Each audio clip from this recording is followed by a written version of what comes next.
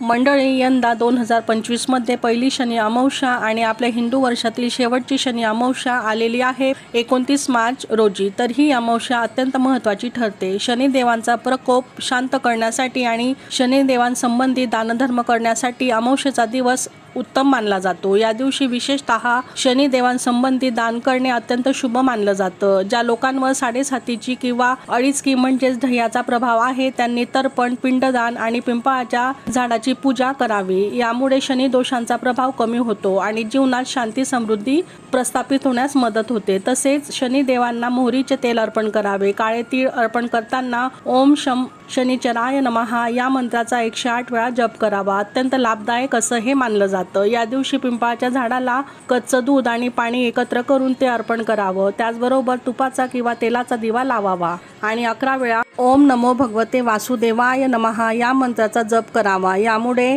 शनी दोषांपासून बरीचशी स्थिती सुधारण्यास मदत होते. श्री स्वामी समर्थ.